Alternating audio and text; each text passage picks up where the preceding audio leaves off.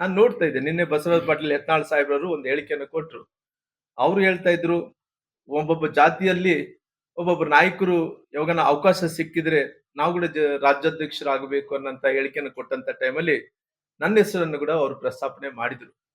ನನ್ನ ಹೆಸರು ಪ್ರಸ್ತಾಪನೆ ಮಾಡಿದಂತ ಟೈಮಲ್ಲಿ ನನಗೆ ಎಲ್ಲೋ ಒಂದು ಕಡೆ ಮುಂಚೆಯಿಂದ ಕೂಡ ಪಾರ್ಟಿ ವಿಚಾರದಲ್ಲಿ ಬಂದಂತ ಟೈಮಲ್ಲಿ 224 ಕ್ಷೇತ್ರದಲ್ಲಿ ಕೆಲಸ ಮಾಡಿದ್ದೀನಿ.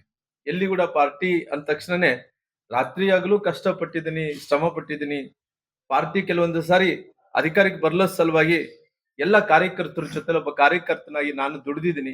ಸರ್ ಡೈಲಿಯಲ್ಲಿ ಕೂತಿದ್ದಾರೆ ಈಗ ಅಂದ್ರೆ ವಿಜಯೇಂದ್ರ ಅವನ ಯಾವುದೇ ಕಾರಣ ಮುಂದುವರಿಸಬಾರ್ದು, ಬದಲಾವಣೆ ಮಾಡ್ಲಿಲ್ಲ. ನಾನು ಹೇಳ್ತಾ ಇದ್ದೀನಲ್ಲ, ಏನೇ ಮಾಡಿದ್ರು ಕೂಡ ಅವಕಾಶ ಇದ್ರೆ ಅಕಸ್ಮಿತವಾಗಿ ಯಡಿಯೂರಪ್ಪರ ಆಶೀರ್ವಾದ ಮಾಡಿಕೊಟ್ರೆ, ಯಡಿಯೂರಪ್ಪರ ಆಶೀರ್ವಾದ ಮಾಡಿರೋ ಕಾರಣ ನಮ್ಮ ತಮ್ಮನವರಾದಂತ ವಿಜೇಂದ್ರ ಅವರ ಅಧ್ಯಕ್ಷರಾಗಿ ಮುಂದುವರಿತಾ ಇದ್ದಾರೆ. ಅಕಸ್ಮಿತ ಬದಲಾವಣೆ ಆಗ್ಬೇಕು ಅಂತೇಳಿ ರಾಷ್ಟ್ರೀಯ ನಾಯಕರು ಎಲ್ಲಾರು ಕೂಡ ತೀರ್ಮಾನ ತಗೊಂಡ್ರೆ ನನಗೆ ಒಂದು ಅವಕಾಶ ಮಾಡಿಕೊಡ್ರಿ ಅಂತೇಳಿ ಯಡಿಯೂರಪ್ಪ ಅವ್ರನ್ನ ಒಬ್ಬ ತಂದೆ ಸ್ಥಾನದಲ್ಲಿ ಇದ್ದಂತ ನಾನು ಪರಿಪರಿಯಾಗಿ ಬೇಡ್ಕೊಂಡು ಸರ್ ಅವರು ಮತ್ತೆ ಮರು ಆಯ್ಕೆ ಆಗ್ತಿದೆ ಅಂತ ಹೇಳಿದ್ರು. 2 ಸಲ ಹೇಳಿದ್ರು. ಅಂದ್ರೆ ಈಗ ಚುನಾವಣೆ ಮೂಲಕ ಮರು ಆಯ್ಕೆ ಆಗ್ತದೆ ಅಥವಾ ಅಲ್ಲ, ಇವಾಗ ಸದ್ಯಕ್ಕಿರುವಂತ ಪರಿಸ್ಥಿತಿಯಲ್ಲಿ ಚುನಾವಣೆ ಮೂಲಕನೇ ಪುನಃ ಮರು ಆಯ್ಕೆ ಆಗಬೇಕು ಅನ್ನಂಥದ್ದು ಪಾರ್ಟಿಯ ಎಲ್ಲ ಮಾರ್ಗದರ್ಶನಗಳು, ಗೈಡ್ಲೈನ್ಸ್ಗಳು ಅದೆಲ್ಲ ನೋಡಿದಂತ ಟೈಮಲ್ಲಿ ಕೂಡ ಹಿಂಗಿದ್ದಂತ ಪರಿಸ್ಥಿತಿಯಲ್ಲಿ ಕೂಡ ನಮಗೇನಂದ್ರೆ ಈಗ ಯಾವತ್ತಿದ್ರು ಕೂಡ ಪಾರ್ಟಿ ಏನೇ ತೀರ್ಮಾನ ತಗೊಳ್ಳಿ ಒಳ್ಳೆ ತಗೊಂತದೆ. ನಾವು ಹೈಕಮಾಂಡ್ ನಾಯಕರು ಏನೇ ಹೇಳಿದ್ರು ಕೂಡ ಅವ್ರು ಏನ್ ಹೇಳ್ತಾರೋ ಅದು ಅಂತಿಮ ಆಗುತ್ತೆ. ನಮ್ಮೆಲ್ಲರೂ ಕೂಡ ಹೈಕಮಾಂಡ್ ಅನ್ನಂತವ್ರು ಸನ್ಮಾನ್ಯ ಯಡಿಯೂರಪ್ಪನವರು ಆಗಿರೋ ಕಾರಣ ಅವ್ರು ಎಲ್ಲರೂ ನಮ್ಮೆಲ್ಲರಿಗೂ ಕೂಡ ಒಬ್ಬ ತಂದೆ ಇದ್ದಂತೆ.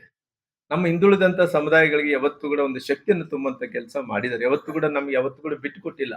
ಹಂಗಾಗಿ ಆ ಪರಿಸ್ಥಿತಿ ಬಂದ್ರೆ ಬದಲಾವಣೆ ಮಾಡ್ಲೇಬೇಕು ಅನ್ನಂತ ಪರಿಸ್ಥಿತಿ ಬಂದ್ರೆ ನಮಗೆ ಹಿಂದುಳಿದಂತ ಜಾತಿಗಳು ಇವತ್ತು ನಾವೆಲ್ಲರೂ ಕೂಡ ಅವ್ರ ಮಾರ್ಗದರ್ಶನದಲ್ಲೇ ಬೆಳೆದಿರೋ ಕಾರಣ ಇವತ್ತು ಹಂಗಾಗಿ ನಮಗೊಂದು ಅವಕಾಶ ಮಾಡಿಕೊಡ್ರಿ ಅಂತೇಳಿ ನಾನು ಪರಿಪರಿಯಾಗಿ ಸನ್ಮಾನ್ಯ ಯಡಿಯೂರಪ್ಪನ ಬೇಡ್ಕೊಂತೀವಿ. ಅವ್ರ ಪರವಾಗಿ ಮಾತಾಡ್ತಾರೆ. ನಾನು ಉಪಚುನಾವಣೆ ಸೋಲಿಗೆ ನಿಮ್ಮನ್ನೇ ಗುರಿ ಹಾಕಿಸಿ ಜೊತೆಗೆ ನಿಮ್ಮ ಒಂದು ವಿರುದ್ಧವಾಗಿ ಟೀಕೆ ಕೇಳಿ ಬಂದಾಗ ನೋಡ್ರಿ ಅವತ್ತಿನ ಸಂದರ್ಭದಲ್ಲಿ ಏನ್ ಹೇಳ್ಬೇಕಾಗಿತ್ತು ಎಲ್ಲವನ್ನೂ ಕೂಡ ಹೇಳಿದೆ.